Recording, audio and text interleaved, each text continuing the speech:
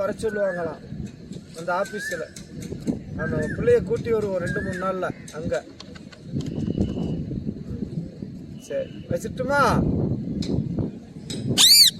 எதுக்கு அவன்கிட்ட 300 ரூபா போட்டு விட்டுருக்கு, ஃபோனில் போட்டு விட்டுருக்குன்னு சொல்லிடு.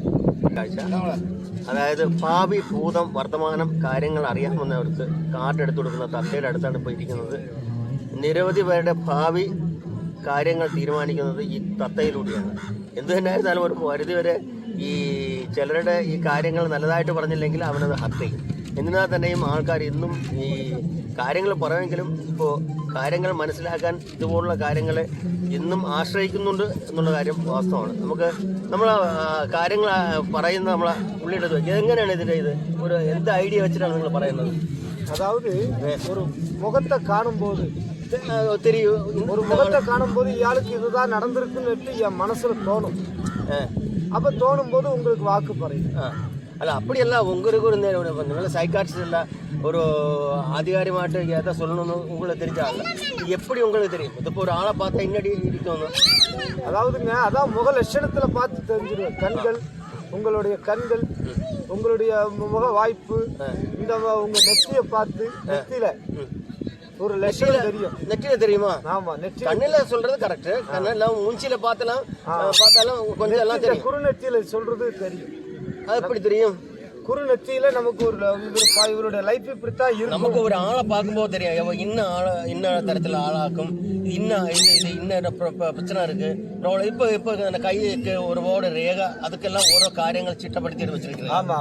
1000 ரூபா சிரோ ரேகா, கங்கண ரேகா, பாக்கிய ரேகா, அப்படி என்னெல்லாம் நிறைய இது அட்ஜஸ்ட் பண்ணி இது கரெக்ட் பண்ணி வச்சிருக்கு. அப்போ அதை விட உங்களுக்கு ஒரு ஆளை கண்டா நமக்கு சொல்லுவா இது இன்ன ஆளுங்க. அதெல்லாம் அதை விட ஓவராயிட்டு உங்களுக்கு எங்கன்னா தெரியும்? ஆஸ்ட்ராலஜி படிச்சிருக்கேன். படிப்பு இது பாரம்பரிய தொழில். முன்னாடியெல்லாம் அப்பா தாத்தா பாட்டி அச்சன் அம்மா பார்த்த தொழில் இது. அது உங்களை அது அனுபவம் நமக்கு தெரிஞ்சு போச்சு. அது அந்த கரெக்ட் பண்ணியே வருது. அந்த கரெக்ட் பண்ணியே வரும். உங்களுக்கு குழந்தைகள் இருக்கா? குழந்தை 3 குழந்தை இருக்கு. அவர் என்ன இது இல்ல அவங்க எல்லாம் இந்த தொழில் கிடையாது. மோன் வந்து பர்னிச்சர் கடையில வேலை பார்க்கு. மக்கள் வந்து படிச்சிருக்கு. உங்களோட இடம் கரெக்டா? இங்க எங்களுடைய கடை சொந்த ஊர் வந்து திருநெல்வேலி அடுத்து சங்கரங்கோயில். அங்கே வேலை பார்க்காத இங்க கேரளாவில் வந்து இந்த மாதிரி இது பார்க்குறாங்க. கேரளாவிலன்னா அங்க வந்து 10 ரூபா கொடுப்பாங்க.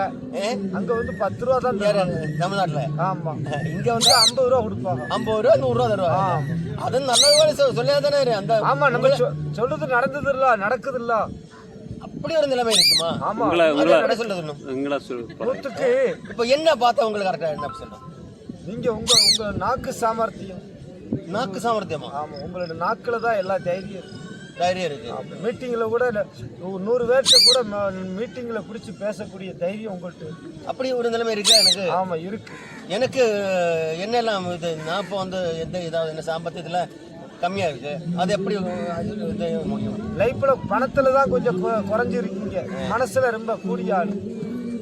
அதாவது பணம் காசு சொத்துல தாழ்ந்து இருந்தாலும் மனசார நீங்க கோடீஸ்வரர். அப்படியா? அப்படி எனக்கு இருக்கு. ஆமா, நாட்டுல உலகத்தில் உள்ள எல்லா காரியத்தையும் அறிஞ்ச மனுஷன். அது சரி, மனசுலாச்சா? உலக நாட்டுல எது நடக்குதோ அன்னன்னைக்கு அறியக்கூடிய ஒரு தைரியம் உங்க மனசுல இருக்கு. அது இருக்கு. மைண்டு ஒரு நாட்டு மக்களுக்கு எதை செய்யணும், நாட்டு ஒரு அரசியல் சம்பந்தமான எப்படி இருக்கணும், எல்லா அறிவும் தெரிஞ்ச மனுஷன். அது சரி, அப்படி ஒரு நிலைமை எனக்கு இருக்கு. ஆமா, நாட்டுக்காக எதை செய்யணும், ஒரு நாட்டு பற்று பிடிச்சவன். அது சரி. இப்போ கேரளா ராஜ்யம் இருக்கு. இந்த கேரளா ராஜ்யமே நம்ம சாதிக்கணும் கேட்கிற ஒரு வாசி வைராக்கியம். சரி, அந்த மாதிரி வைராக்கியம். அரசியல்ல எல்லாருமே எல்லாம் செய்யணும் வராரு. அவர் வந்ததுக்கு பிறகு எதுவுமே செய்யும். அப்படி எல்லாம் நிலைமை இருக்கு. ஆமா, உன்னோட திறமை யாருக்கும் வராது, ரகசியமா இருக்கு. பொக்கிஷம் போல அனந்த பத்மநாதன் கோயிலுக்குள்ள பொக்கிஷம் இருக்கு. அது மாதிரி உனக்கு பொக்கிஷமான லைஃப் இருக்கு. ஆமா, அது எனக்கு வெளிப்படுத்துறதுக்கு நாட்டுக்காருக்கு தெரிய மாட்டேன். அப்படி ஒரு நிலைமை இருக்கா?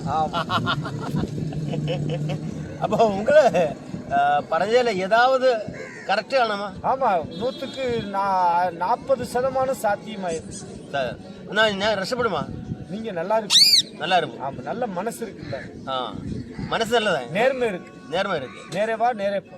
அடுத்தவங்க காசுக்கு ஆசைப்பட போறது இல்ல, அடுத்தவங்க பணத்தை எடுத்துக்கிட்டு நம்ம வாழணும் ஆசைப்பட போறது இல்ல. இல்ல நேரவா நேரம் அது சரி. 100 ரூபா தந்தா அப்படி உள்ளவருக்கு காலம் இல்லை இன்னைக்கு. அப்படி உள்ளவருக்கு காலம் இல்லை. அது 100ல் 1000ல் ஒரு மனிதனுக்கு தான் அந்த மனசு வரும். எல்லாருக்கும் அந்த மனசு இருக்காது. இந்த மனுஷனை நிறத்துல உங்கள்கிட்ட பிடிக்காதது பொய்யும் களவும், 2 விஷயம் பிடிக்காது. பொய் சொன்னாலும் பிடிக்காது, களவு பண்ணாலும் பிடிக்காது. அதுதான் இந்த உலகத்துல நடந்துட்டு இருக்கு.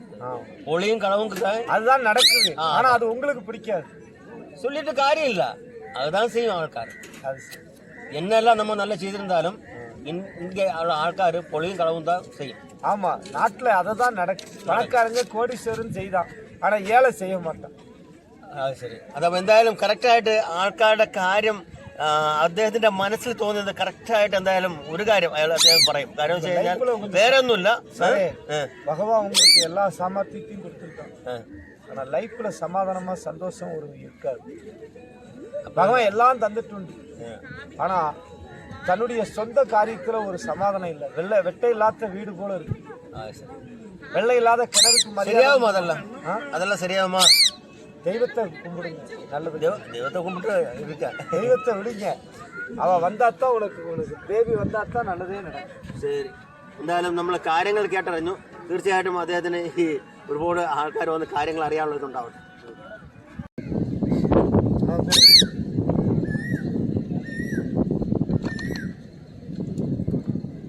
தானா 300 ரூபா போட்டுட்டு இருக்கோம்பா.